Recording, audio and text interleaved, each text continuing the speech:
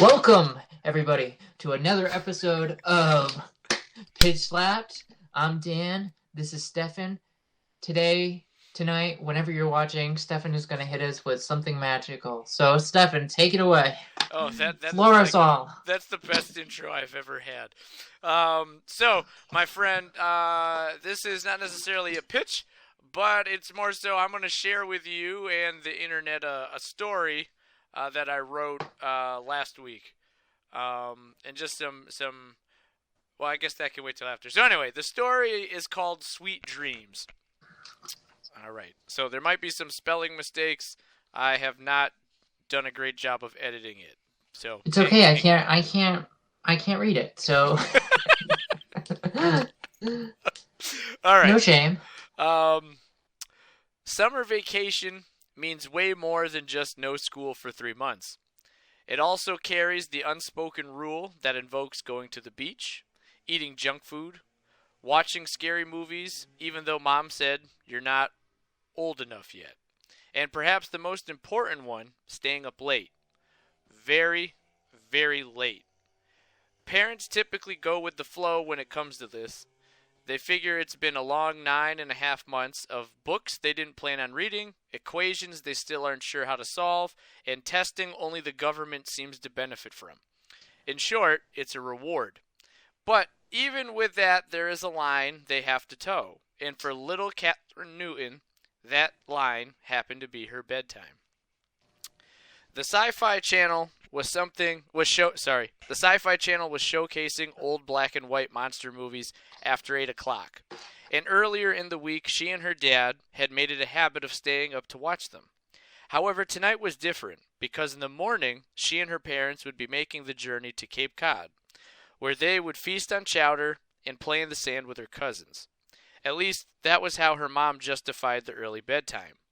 She tried to explain that she could just sleep in the car, but for whatever reason, that idea went in all 4 of her parents' ears and into the wind. They were lucky they had each other to talk to, or whatever adults do when they can't sleep. All she had was her dolly and imagination as she stared at the ceiling.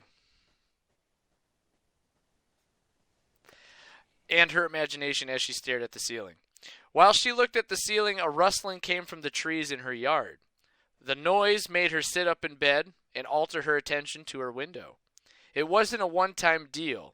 The noise continued, and she too got closer and more curious.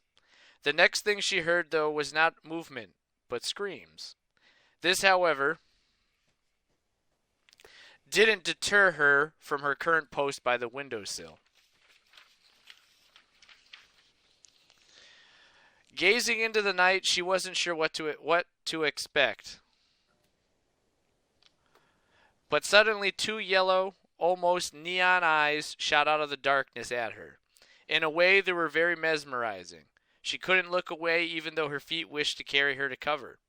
The eyes attached to this mystery animal seemed to get larger as it moved closer and closer. It didn't walk in a straight line. Instead, it opted to spiral around the tree branch. There was a resemblance to a lemur in its design, but she might say a monkey if given the opportunity to explain what she saw. It had fur and a tail and was a mixture of white and black. It was long and looked like it had feet for hands or hands for feet. It was hard to discern the difference. In between its arms, it looked like there was some sort of webbing, and in its mouth was the final bite of a squirrel's bushy tail. The eyes never blinked. They stayed wide-eyed and focused on her. Its head mimicked her movements, while its mouth slurped down the remainder of its meal. Unsure what to do in this situation, Katie waved at it, in hopes it would be a friend. To her surprise, it followed her motion with its own hand, which looked as if it was friendly. She smiled. "Is it okay if I pet you? Mom always said to ask before you do."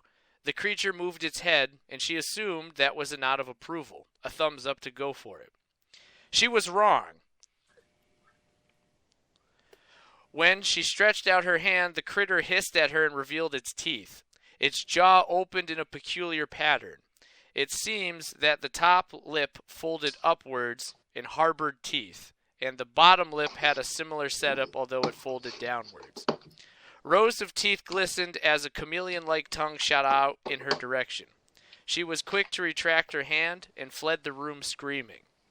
Her attacker, on the other hand, didn't necessarily follow her, but it leapt from the branch it was on and slinked into her room. Katie ran screaming into her parents' room. Neither one of them were quick to get up. She tried nudging her mom, but she ignored Katie and rolled over away from her. Katie went to the other side of the bed and tugged at her father. One of his eyes opened. "Katie Cakes, why aren't you in bed?" She tried to compose herself and keep her voice down. "Because, Daddy, something outside tried to bite me." Instantly he shot up. "What do you mean something tried to bite you?" Katie clung to her dolly. "I reached out to pet it, and I asked and everything, and then it tried to bite me, and I'm scared, and I don't want to sleep in my room." Her pops stretched and threw the covers off him. Each foot found its home in a slipper, and he was ready to roll. "Let's show this creep who the boss is, shall we?" Let's show this creep who the boss is, shall we? He headed out the door, and Katie cautiously followed him. No snarls came from the room. Everything looked perfectly in place. The unknown organism watched as they entered from the darkest corner under her bed. Katie watched from the doorway as her father opened the closet and combed through her stuffed animals to find nothing. Nothing scaly, creepy, crawly lurking about. He raised his hands. "Where do you think it went?" She pointed to her bed. "Good call." He got on his hands and knees and began to peer under the bed. Katie at this point came into the room. As he was looking under his his right hand came down on a Tickle Me Elmo Katie got last Christmas. Needless to say, it went off and startled him, which caused Katie to jump as well. While Elmo went off, this unfriendly pet guided itself out from the bed and up the wall to the ceiling. The lights were still off, and for the moment it was still undetected. "Elmo is the stuff of nightmares, darling. Are you sure it wasn't this that spooked you?" Katie shook her head. No. He sighed. "All right, pop the light on, would you, kiddo?"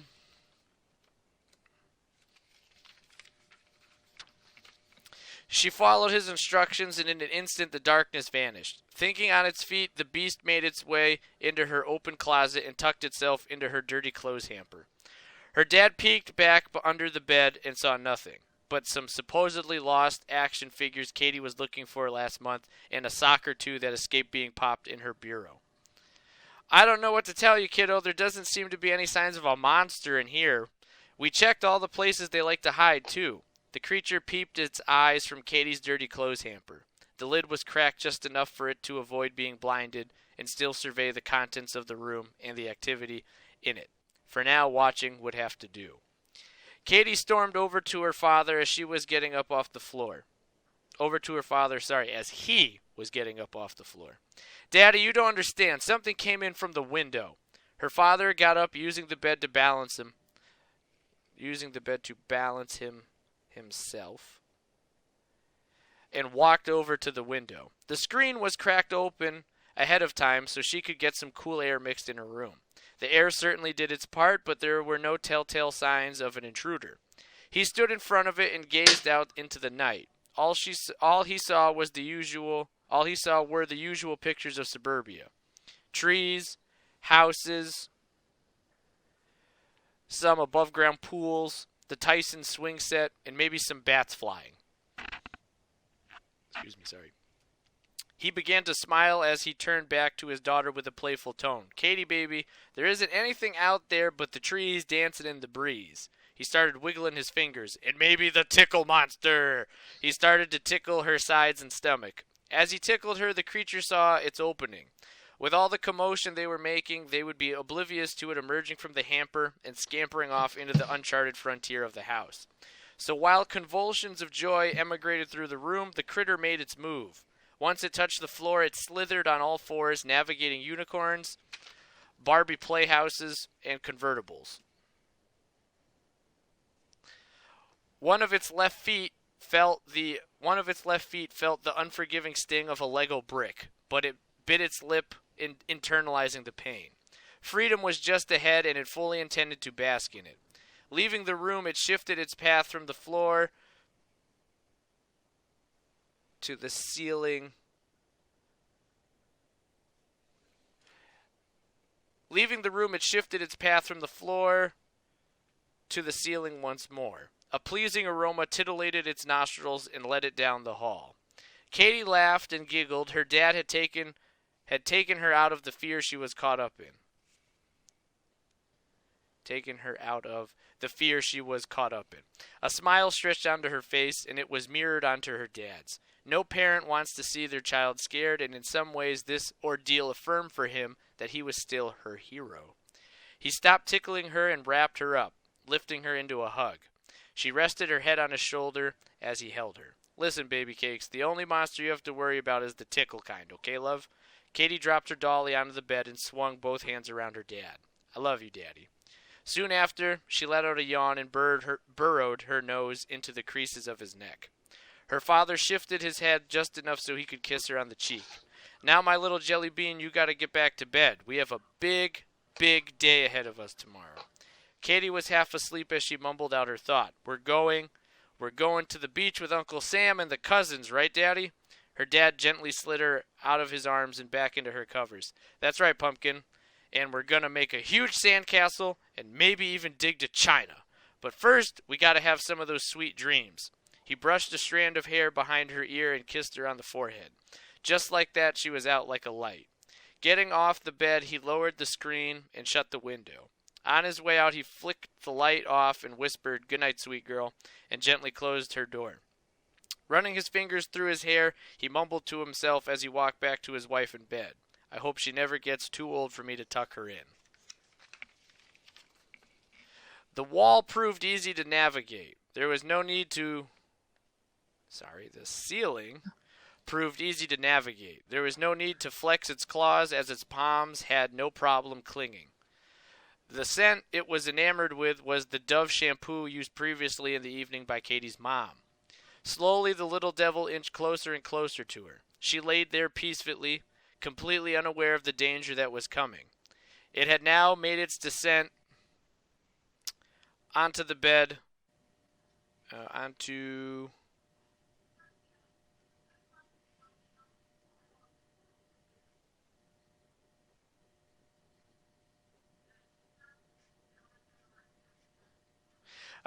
It had now made its descent onto the nightstand next to her and started to inspect its potential prey. It should say began. And began to inspect its potential prey. Two of its legs righted themselves, turning it from a quadruped to a beast of the bipedal persuasion. It hunched its back, bent its knees, and prepared to pounce. She rolled over to her side. If her eyes were open, she would have seen what was to come and could have better prepared. As her husband set foot into the room, the monster he assured his princess was not real was attacking his wife. Screams echoed and blood flowed, and little Katie Newton slept sound asleep, dreaming of the fun the beach would bring. That got super dark. What the? What? Oh my god. First off, I'm having like a flashback, like a doo-doo-doo-doo-doo. I thought I saw a picture on social media of a drawing of a monster, that you did or somebody did, and it was posted on your social media page. Oh yeah. Did somebody draw that, and was that the inspiration for this piece? So that definitely good guess, but that's a separate thing. So the thing you're referring to is Sam I remember it had follows like spider qualities to it. Yeah, no, it definitely does. This that thing is called the Doom Tide, which we talked That's about right. Yeah. earlier with Rob. But these guys on YouTube, they're like artists and model making. They do this thing called the Monster Mash, where he and his friends get together and try to like create monsters for like board games or just for funsies. And so Sam was like, "Hey, we should try this." So that's what that picture is relating to. Um, uh, Well, I guess my question then, sorry, I didn't mean to cut you off, but like, what inspired this? Uh, this seems like, you know, it came out of nowhere. Like, you haven't talked to me about this before. no, no, no. This I like last Thursday or Friday. I was talking with Courtney, and she was talking about like not sleeping, and like something to do with like the tree outside her window, right? And Hmm. like now I also have a tree directly outside my window, and for whatever reason, dancing in the breeze stuck with me. Um, and I was like, yeah, that's a good line. So it kind of just started as like this dad trying to assure his daughter that, nothing's out there, go back to bed. But then it's like, well, we're going to show that dad that monsters do exist. And, like Gremlins, like, and the Critter movies, I was like, yeah, something like small, but still like, sketchy and creepy and, you know, And definitely lethal. exactly, right? And like Yeah, you wouldn't necessarily see coming. yeah. Um, and as a kid, I always liked Zaboombafoo. Were you a fan? Yeah, yeah, yeah, yeah. Okay, I know what so you're talking about. it's like Zaboombafoo, like mixed with like a Predator. Like that's kind of what I was going for. Cause Yeah, like when I saw Predator, I had my stepfather check the bathroom, like behind the shower curtain, under my bed, the closet, cause it terrified me. yeah, yeah. So Would he something. be able to find it though? They're kind of invisible. Well, he later told me that, and it's like I Yeah. don't know what you were hoping. Like they're invisible, it could have killed Well, me. So, yeah, but I know also like we've talked about like how to write like horror, and I know that's a genre that you're very very good at, and I know Cass shared some advice in one of the comments for like a couple videos ago. So I yeah, was like, yeah, you know what? I want to try my hand at something like that. yeah. And you got me. You got me. I mean, I expected something was gonna happen at the end. But I think what like the centerpiece of the story really is like that father daughter relationship when he's like looking underneath the bed, like tickling her, like sort of comforting her. Um, like that like gave your story a lot of heart, which balanced out like the grimness of the end. Like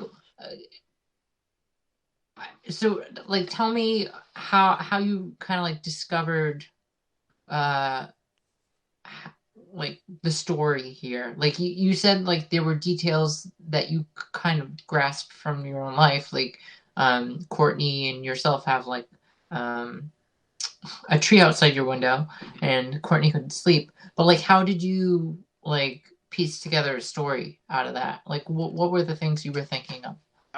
So I guess like you said, I wanted to tell a story about like parenting in some cases, right? Because um, and that kind of bond and connection. And for me, it seems like little Catherine Newton and her dad are pretty tight. Like they watch old horror movies, right? It's the summertime, so a lot of it, I guess, is like stems from some of my own childhood. Mm, So once I had like that quote when he was like, "There's nothing out there. There's just the trees shaking in the breeze." It was like, okay, well, what's he telling her isn't out there? And then how do we make that thing show up? yeah. And how do I make it like slightly believable? People have had raccoons, get in their attics and that kind of stuff. So like, how do I make this thing that's scary seem kind of realistic, but also not really focusing like on it? Like you Yeah. hit the nail on the head when you were like, yeah, the heart of this, the focus is about this parent dynamic. And I think when we've talked movies, a lot of the really good horror movies that have, come up, like for instance, A Quiet Place, right? That whole movie is about a parent dealing with like, uh, letting a child who is deaf know that they love them, Mhm. and like he cares about them, and monsters just happen to be in the background, you Yeah. know. Yeah. I I really believed that monster that, you created. I think because you give a lot of description on the way it moves, and just like the way it looks, you know. And I think like I found it really charming when you know, Catherine wanted to pet the monster and was like, you know, my dad tells me or my mom tells me I have to ask before I pet you. You know what I mean? I just thought that was really cute. But also like since we're sort of seeing the story from her perspective at that point, like it kind of makes it even scarier because like she doesn't know what the hell the thing is gonna do to her. You know what I mean? Yeah. So I thought, yeah, I honestly like the tone of the story felt like very playful and childish until like the very end. Like it got really dark super fast within like a paragraph. And I'm not saying that as a bad thing. I'm saying like that's a really good thing in the story. It was very surprising. You know, that was a very surprising twist, even though like you might expect that in like a monster thing. Like it was the way you told it that kind of like sold me on it. You know what I mean? Um, and even the last line, like, you know, she slept quietly, you know, dreaming of like tomorrow's adventure while like her parents are getting like massacred in like a bedroom over, like super dark. I really enjoyed it. I did. Oh, thank you, buddy. I appreciate you, listening, and I'm glad. That means a lot, especially because like I know horror is something you are really good at, so that really means a lot coming from you. Yeah.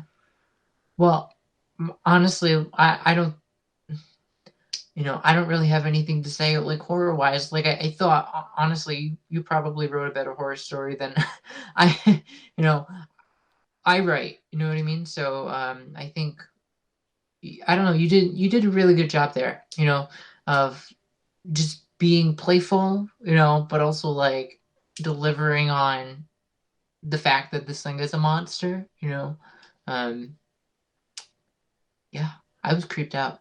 No, no, I was good creeped man. out, especially when you described like its teeth and stuff. I was like, "Whoa, no, thank you." Yeah, no, Like Sabumafu on crack. Like, oh, yes, that's precisely what I was trying to go for, and I ugh. guess like there's a movie, I forget what it was, but like I seen it where this creature, it didn't go like you talk about the movement, right? Like so instead of going like straight across the branch, this thing is going like Wraps around it. Yeah, yeah, like that kind of, yeah, and I was like, that's unsettling to look at, yeah. and kids are, they're cute, but they can be kind of dumb, and they're like, oh, that's cool, let me look at this a little longer. There was a part in the story, and I don't know if it was just like meant to. So there was a line that was like about the monster, and it was like it knew that freedom was just like something like not too far away. Uh, and I was wondering like what you meant about that. Like what was it freedom from like the light, you know, like how it didn't want to be in the light, like that line just made me like think for a second like is it trying to get free from something? Perhaps it's looking like too deep into like the word freedom, but I just that word kind of hooked me. I don't know if that was something you were even like conscious of.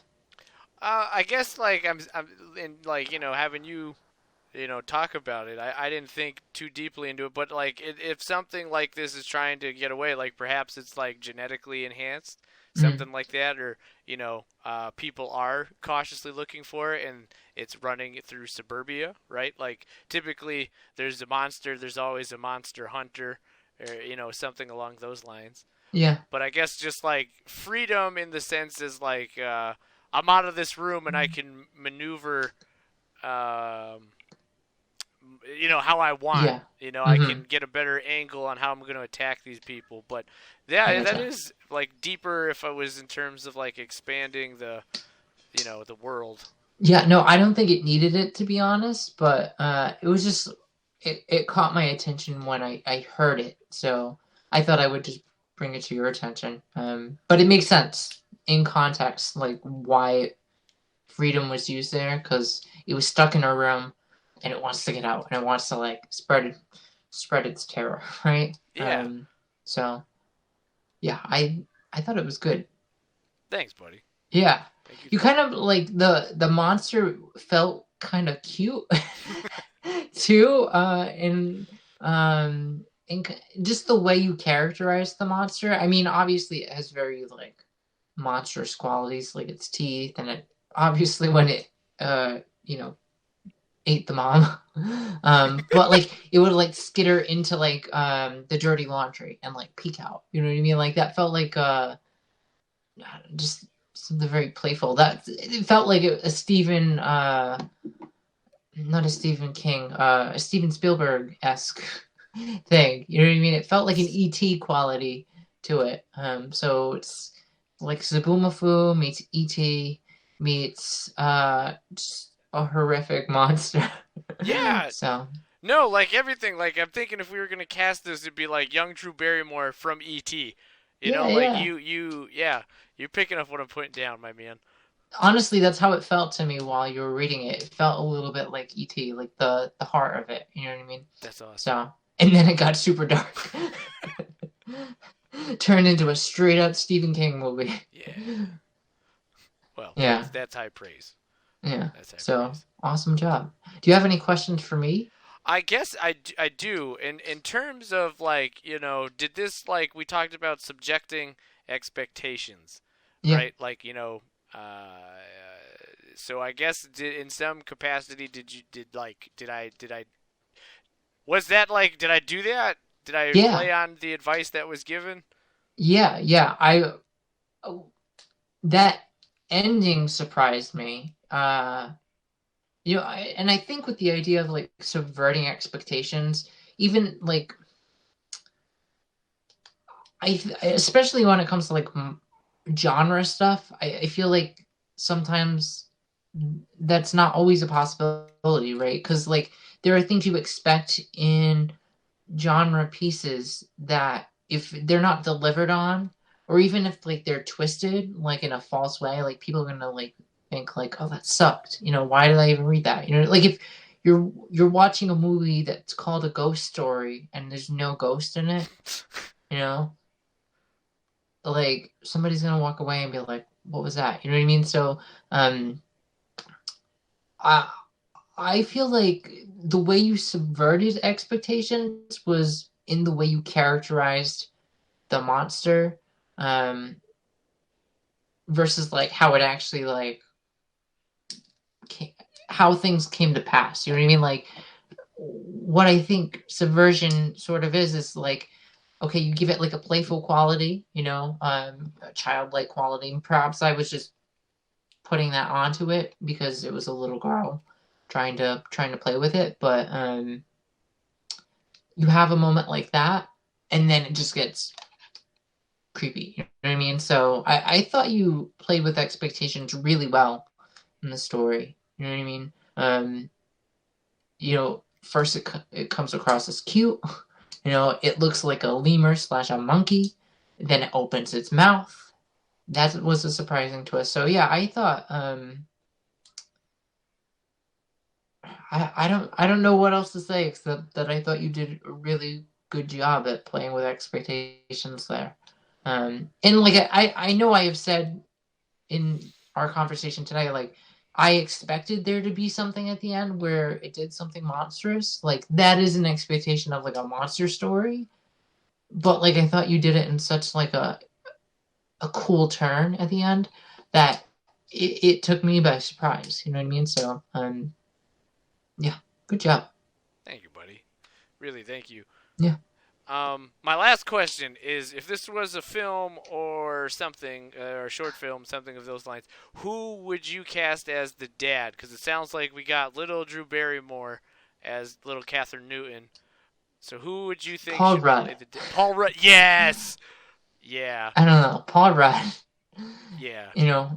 The dad just seems like a sweetheart, and I'm like, okay, we're gonna go for America's sweetheart, Paul Rudd. Paul Rudd. The ageless beauty. The ageless beauty of Paul Rudd. That's fantastic. Yeah. The ageless beauty of Paul Rudd. So yeah, I can see I that think, too. Yeah. And he just seems like, like funny too. So I feel like somebody like Paul Rudd would be good. Who were you thinking? All I can think about is Paul Rudd now. I don't know. I guess I don't know. Like when Chris Pratt was fat, maybe fat Chris Pratt. Okay. Yeah, Because yeah, yeah. Okay, I see it. now I feel like nothing against more fit Chris Pratt, but he seems like kind of like too macho to be like I gotcha. To fit the part. yeah to be like too like Yeah. sensitive and humorous. But Hmm. I think Paul Rudd would be better. That's the best option. No, I see Chris Pratt too. I see Chris Pratt too. Early Parks and Rec, Yes, Chris Pratt. Andy Yes. Dwyer, Chris Yes. Pratt. Yeah, no, no. I definitely see it. Good But pick. Good pick. that's who They would I. both be they would both be honored to be selected as your as part of your story. Perhaps, my friend. I hope one day. You never know. You never know. But yeah, no. I And and are they again, gonna cast Zaboomafoo as the monster? And just yes, I like, would cast Sabumbafu as the yeah, monster, and he's gonna do like a turn, like this is unexpected in his career. I think Kristen Dunst would be a good mom, even though she doesn't have much of Yeah. a part. Well, yeah, okay, we're gonna cast Kristen Dunst to get massacred by the monster. That seems like a nice thing to cast someone for. I think she'd be a great mom. A mom who has no lines. She lies in bed the entire time. No, except in the beginning, she sort of has that thing where it's like bedtime. You know, of course, that wasn't like that was off screen, sort of. It was a narration, but yeah, okay, I could see Kristen Dunst. Yeah. I don't know if she'd take the role. No, no, But probably not. But hey, maybe just get like somebody who looks like Kristen Dunst from the back. You know Oh, what I I mean? see, I So see. like, yeah. All right, that's a good idea. Somebody might think it's Kristen Dunst. It's a look-alike. Yeah, like her stunt double. Maybe we Yeah, can afford her stunt double for this. Kristen Dunst stunt double. If you're watching, we got a banger idea here. Yeah. But no, man, I appreciate you listening, and I appreciate your thoughts, and really, that means an awful lot. You know, especially like considering the pieces you've put out that are dabble in this main genre. Like it. So really, that means a lot. I appreciate that. And Yeah. every, No, honestly, I think I mean, sorry, Steph. I didn't mean to like overstep what you were saying, but I think what makes your piece pretty successful is like uh the unexpected like tones and it like I think as a writer like one of your strengths is like making things fun and like playful and you just like throw in like fun elements in there, like something looks like a monkey, you know what I mean, and then there's like a twist in that, you know what I mean, so that's why I think for me, like I was like, wow, that was a good story because like it wasn't just like a grim story all the way through. You know what I mean? You had like you were fluctuating between levels there. It was like cute at one moment, scary the next moment. You know what I mean? So that's what I think you did really well. oh, thank you, buddy. Kudos. I wish I could do that. I can I only do supremely grim I promise you, and you pack a mean punch, Dan. pretentious. Nah, You pack a very mean punch. These no. But guys, you have good instincts. I wish I had your instincts. you're. I promise you, they're learned. I took notes from what you were saying to me a couple weeks back. You know, but again, that means it really all that means a lot, man. It does. From the shoulders of giants. All right there. All right. Well, guys, this has been another, I hope, fun for you. It's been fun for us. Hopefully, it's fun for you. Episode of Pitch Slap. Pitch slapped. So, Dan Thank the you Man, for joining you wanna us. see us out? Have a good night, everyone. Stay gold. Stay tuned for more fun.